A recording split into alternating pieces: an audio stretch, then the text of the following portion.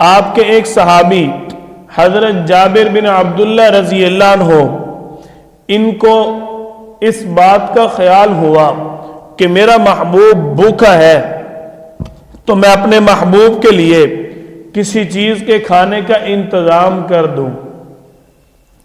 آپ صلی اللہ علیہ وسلم کے پاس آئے اور آ کر عرض کرتے ہیں یا رسول اللہ گھر جانے کی اجازت دیجئے، آپ کے لیے کچھ کھانے کے لیے لانا چاہتا ہوں۔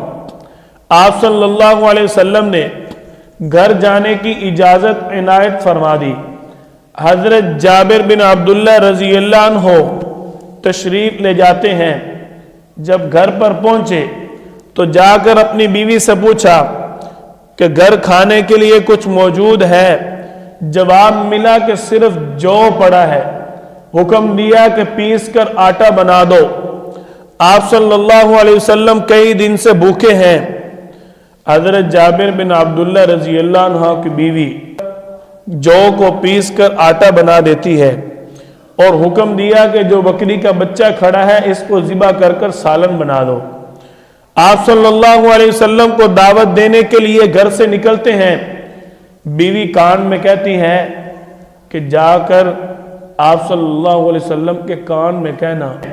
آپ صلی اللہ علیہ وسلم کے پاس خندق میں پہنچے، جا کر کان میں عرض کی یا رسول اللہ آپ کے لیے تھوڑا سا کھانا بنایا ہے، آ کر تناول فرما لیں۔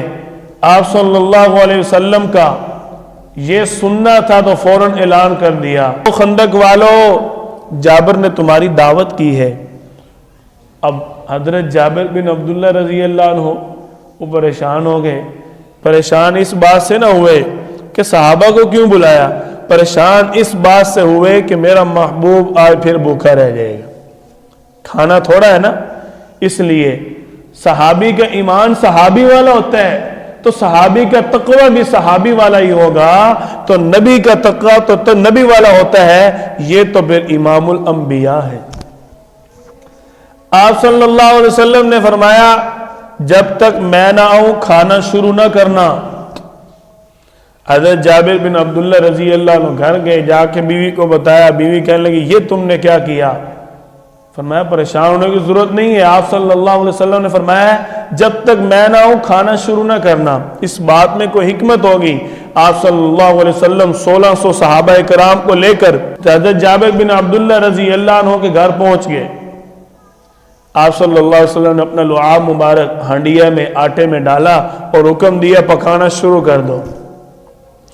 اب 1600 صحابہ کرام نے وہ آٹا اور وہ ہانڈیا کا سالن کھایا، ابھی تک سالن بھی باقی تھا اور آٹا بھی باقی تھا۔ یہ آپ صلی اللہ علیہ وسلم کا معجزہ تھا۔